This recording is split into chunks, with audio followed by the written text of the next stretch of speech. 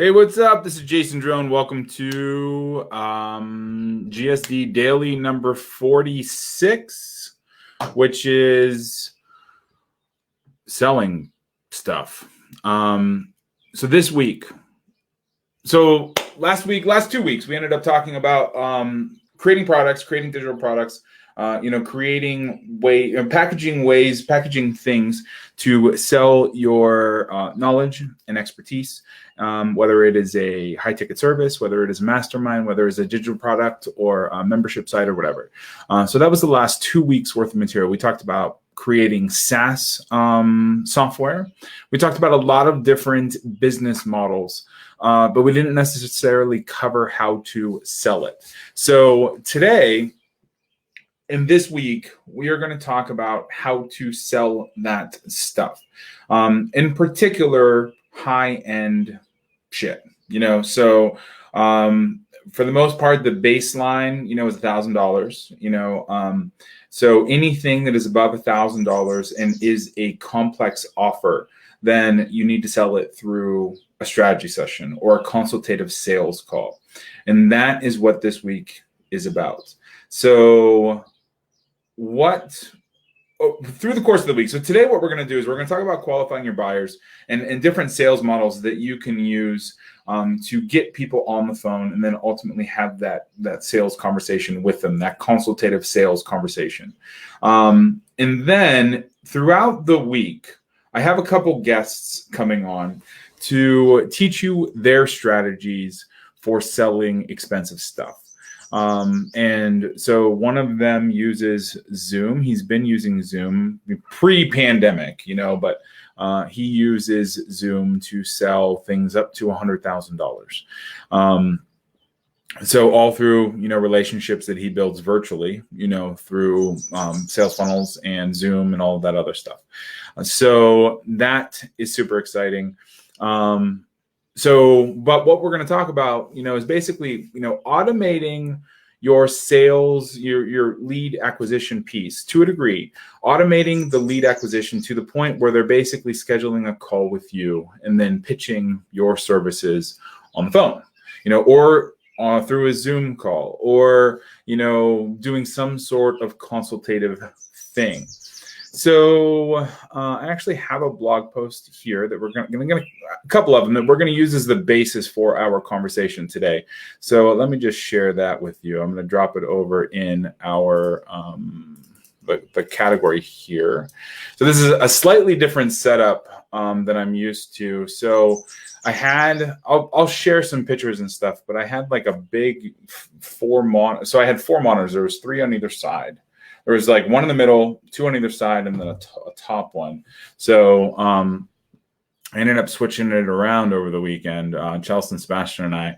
So I'm looking at a 4K TV now, and then there's 2 monitors flanking it. So I'll probably throw a video out. So it's a little weird because, I'm still not used. Like the top of the TV is way up here, so like this is sitting on books, like right in front of me, and then I got my mic. So I'm not perfectly great with like the setup yet, but the show must go on, right?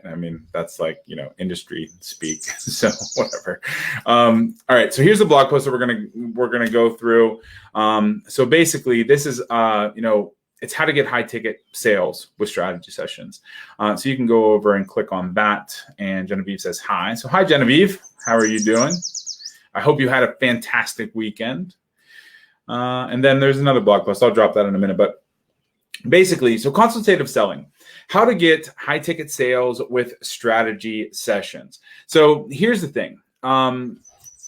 Your acquisition process. There's 2 kinds of marketing kind of acquisition process. One of them is entirely outbound. So, you have your business development reps, you have your sales reps who are literally cold calling. They're picking up the phone and boom, boom, boom, boom.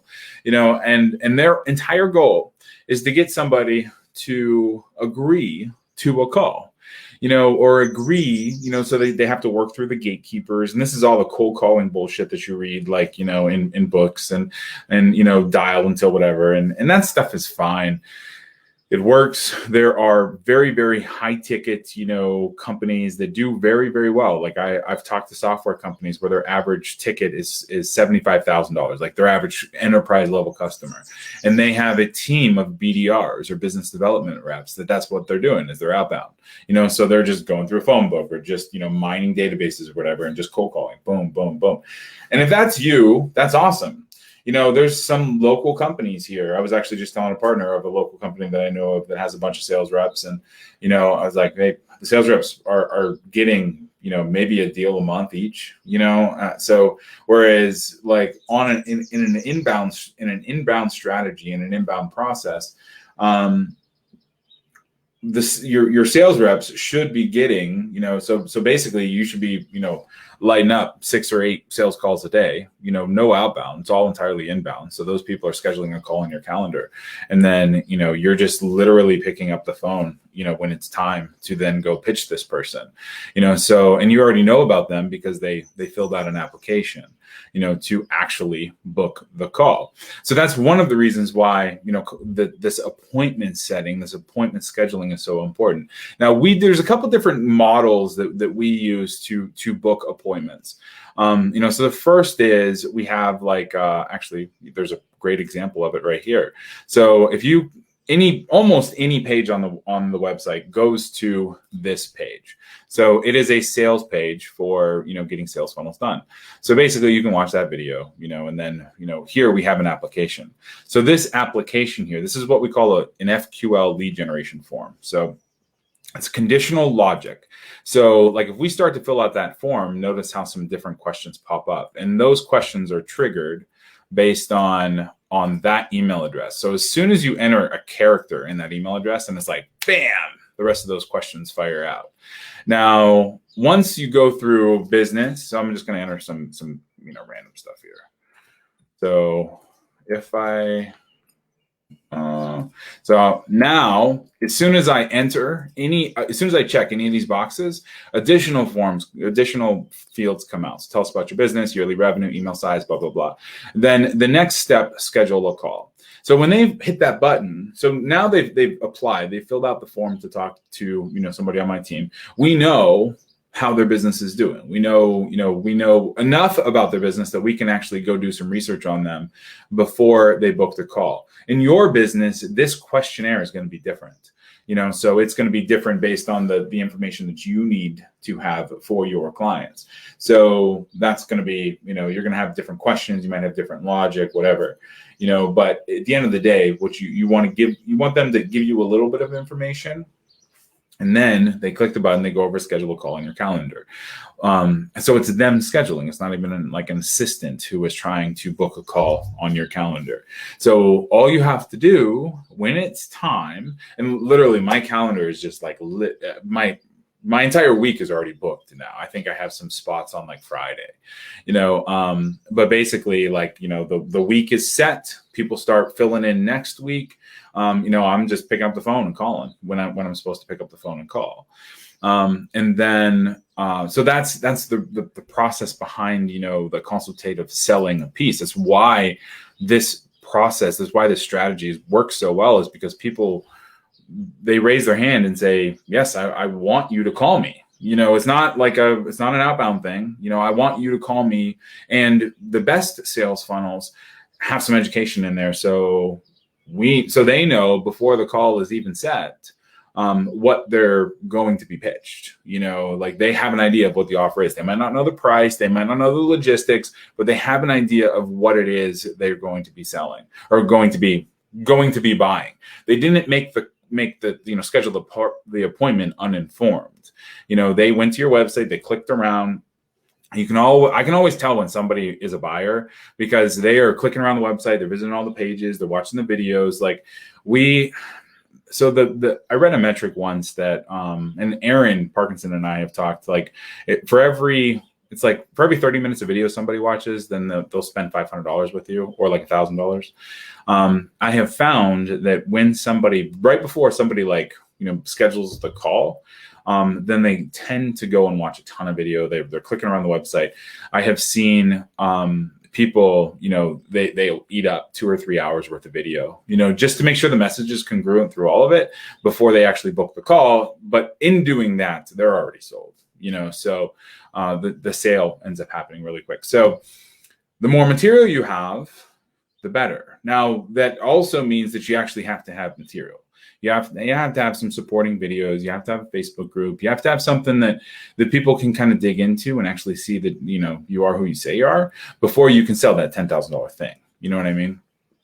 So now why is appointment scheduling important? So with appointment scheduling, like I said, they're raising their hand and saying, yes, they want you to call them, and then in that appointment, in the scheduling piece itself, a lot of times we used to just send like a conference call number, or we would call them directly. Anymore though, it's like a Zoom link or a GoToMeeting link. I'm a little, I don't know. Somebody just ripped on me for being old fashioned because I wasn't using Zoom. I was like, Zoom's not secure, because we still use GoToMeeting. But it also is like, a standard, I've had a GoToMeeting account, I think for 13 years now or something. So you can optimize your sales conversion with appointment scheduling. So, you can end up, placing conversion pixels, on your appointment scheduling pages. So, how people are moving through the process. And then you're also able to close the sale faster, with appointment scheduling. So, that's kind of the nuts and bolts behind why consultative selling, works and how appointment scheduling, works out for you. Now, here's some tips on how to qualify prospects better. So I'm just going to kick over here. So in qualifying your prospects better, so I'm going to drop this in the feed too. So this is how to qualify prospects better. Here's a blog post. All right.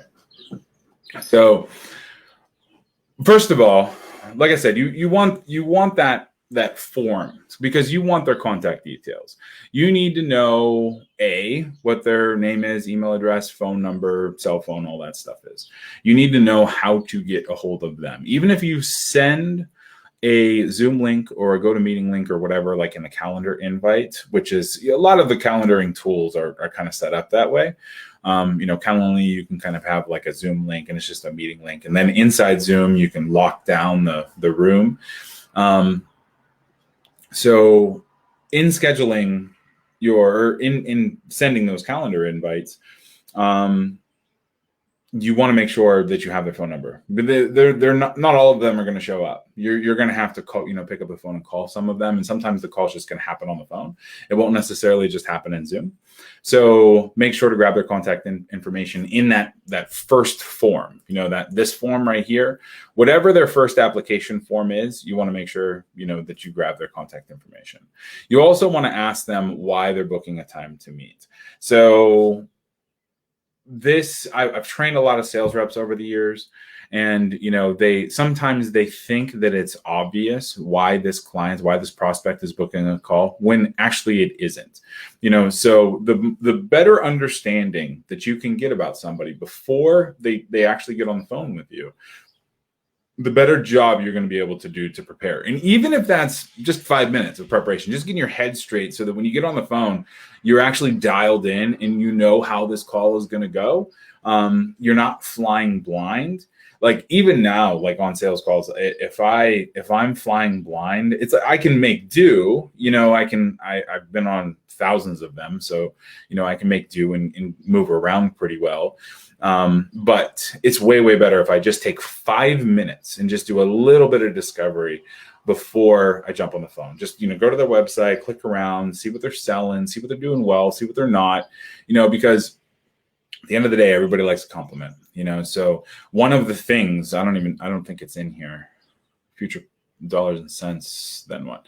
No, it's not in here. So one of the things that I do, personally, and I have my guys do, is when somebody schedules an appointment with us, whoever gets that appointment, needs to send an email and say, hey, thanks so much for scheduling an appointment. We're really looking forward to it. I checked out the website, and the website the design's really great. The flow's really great. The copy's really great. Your products look really awesome, whatever, compliment, but it looks like the sales material is a little bit broken, but it looks like you're not collecting email addresses. But so there was a movie, I think they call it like a compliment sandwich. And then they, but and then I don't like sandwich it with another compliment, but I do ask a question at the end, so compliment and then problem and then question. And then the question is usually something simple, so the question will be, how expensive is your offer? Or what are you, how are you getting traffic? Or what are your plans for the future or whatever, so you ask a question that is in line with the reason they're reaching out to you, and then if they reply, awesome. And if they don't reply, they at least knew you took an initiative. It's going to increase your show up rate on the call itself. So that is super, super important in terms of, booking these strategy sessions and getting people in the door. You want to do discovery. So where are they coming from? What have they tried? What do they, and usually I just have like an open paragraph that says, let me know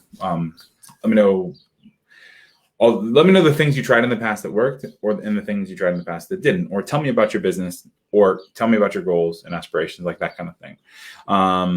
So armed with that kind of knowledge, you're able to more effectively get them what they need more quickly, because these calls, they might be 45 minutes, half an hour. Some of them are shorter, some of them are longer, some of them go an hour and a half or 2 hours, if you have the time. But you want to make sure that you're able to give value for the time they are on the call. That's the consultative part of these consultative sales calls.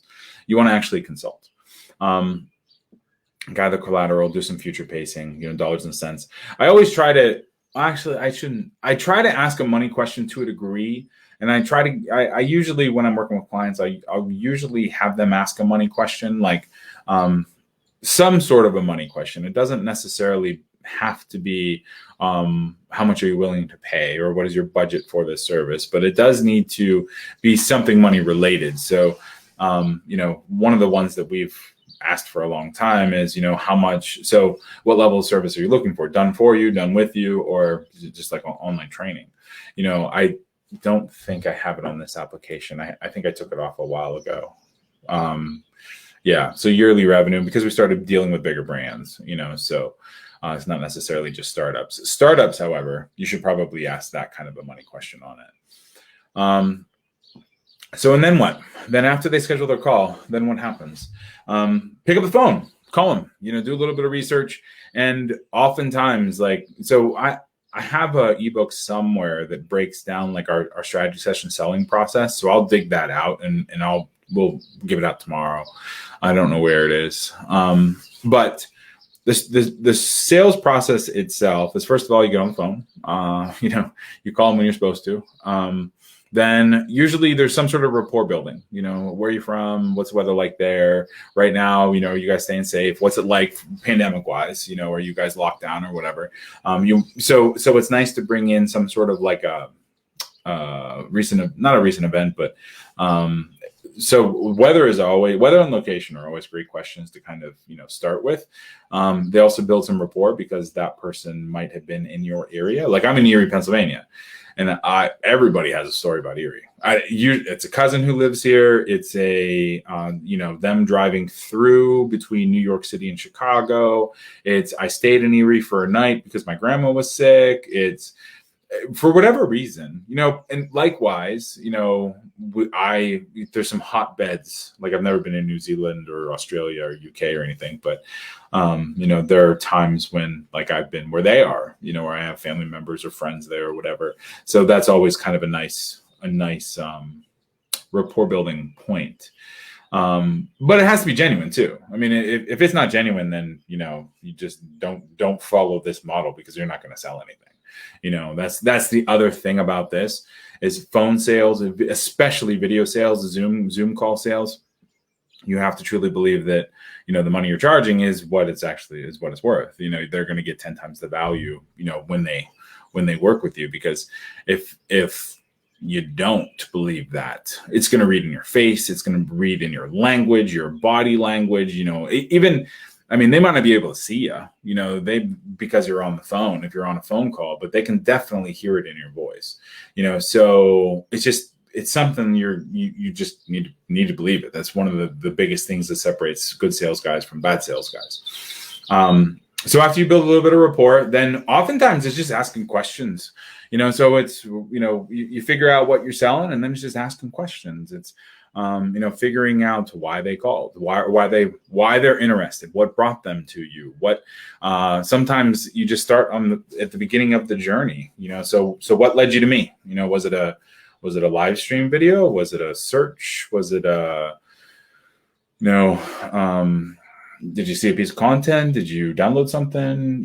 Like what were you looking for when you came to find me?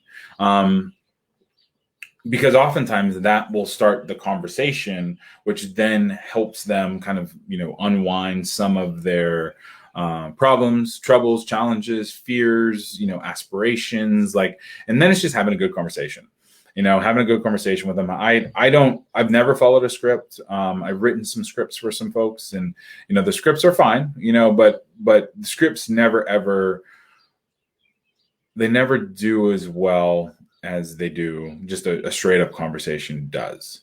If it doesn't necessarily feel like natural language, it's going to convert worse than natural language. Some scripts are great. Scripts are fine for training new people, but eventually you're going to have to kind of let them do what they do. So establish some rapport. Then you just have a conversation. You ask them questions. The goal of the call is to get them to go where you want them to go, though. That's the point of a good sales conversation. So you want them to arrive at the solution that you are selling. Ideally at the same time as you are. You know what I mean? So if you have 45 minutes for a call, then you start kind of getting it in there about 35 minutes so you can talk about the offer a little bit. And that's the part that takes the practice. When I first started doing sales calls, I was so weird about it, because it was sometimes I would hit it just right, and sometimes I wouldn't, and sometimes I would start whining into the offer, and the client would start whining out. You know what I mean? So, but it's feeling the ebb and flow of the conversation, and then moving in the direction that you need them to go, and there's all kinds of really, really interesting things that you can do. There's the yes ladder stuff. You can follow Grant Cardone's sales training. So there's all kinds of sales guys out there. I've read all Grant Cardone stuff. Some of it I agree with, a lot of it I don't. To me, it's more just about offering solutions and offering value and being a good human being, and arriving at the decision with the prospect. Is this a great thing or not? I've seen and then for us, we send a proposal, we get a yes or no on the proposal, and that's kind of a whole different solution or a whole different live stream. But send a proposal, we get a yes or no on the proposal, and then we just on board. Now, I have been through in building a lot of sales funnels.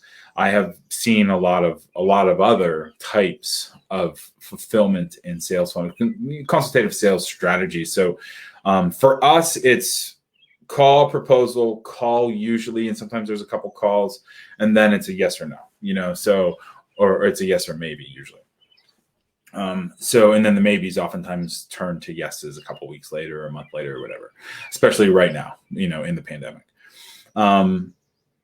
I have seen other strategies where people will grab a credit card and, on the phone, and then that's the down payment. So if they're charging $25,000 for a thing, they will charge $2,500 as a down payment, and then, set up the payment plan based with that credit card. So I've seen that happen too. One thing about high ticket offers that you need to, consider is that oftentimes a credit card isn't going to charge the whole process or charge the whole thing. You might need 3 or 4 credit cards. You might need, to take payments. There might need to be a wire transfer, or a contract, or, a 10-month payment plan. There's lots of things that you need to go about, things that you need to take into consideration when you start working, with some of these upper figures, because somebody can't just put it on a credit card. They can write a check. They might have to break credit cards up over a couple of days. It really just depends, so, so the pitch itself, you can take credit card on the phone. You can set up a payment plan. There's funding and lending, experts, who will actually finance that amount for you, and then you can pass them off to the lending folks, the working capital folks, or whatever. So there's a couple places that will, finance the PayPal credit will do it. There's PayPal credit. So if you send a PayPal invoice, then somebody can finance their purchase through PayPal. So that will work too. There's a lot of ways, to collect the payment. One of the interesting ones, I was through a funnel about 6 months ago, and the sales rep didn't make a pitch, like verbally. They didn't say anything on the phone.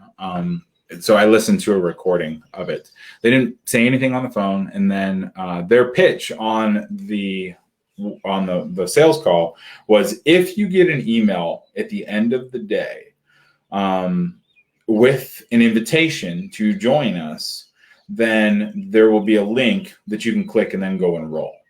And of course, everybody got the link to enroll, unless they were just, plain out unqualified for it. And I heard it was doing pretty well, so I heard that particular strategy. So it doesn't even have to be like, if you're kind of queasy or weird about, pitching on the phone and talking money and dollars on the phone.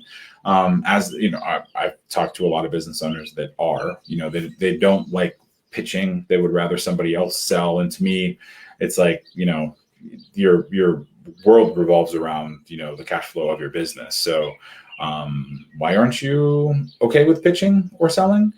But anyway, sometimes they want a sales rep to actually do the selling for them. So, but if you're uncomfortable, making a pitch on the phone, which I was when I started, I totally get it. When I started like 7 years ago, pitching, doing high ticket sales on the phone. So if you're uncomfortable, then sending a link might be a way to do it. You can send a link, just drop a link in an email and say, hey, here's the link to purchase and enroll. Go there. So with us, we always talk about the price, and then we send a proposal, reinforcing the price, as opposed to letting the proposal, surprise them. I don't like to do that, but other people do. So it's just about finding your mix, finding your thing that works. And that's one of the things, like this week. So this week we have a couple of different experts coming on to talk about high ticket sales and how they do high ticket sales. You should be able to find a strategy that you like in them, and then we can kind of go from there. So I think that's about it for today. If you have any questions at all, go to doneforyou.com/GSD. And if you would like to book an action plan call with me, where we kind of go through and talk about your business, design a sales funnel, like the whole deal, go to doneforyou.com/start. And I will talk to you soon. All right. Thanks.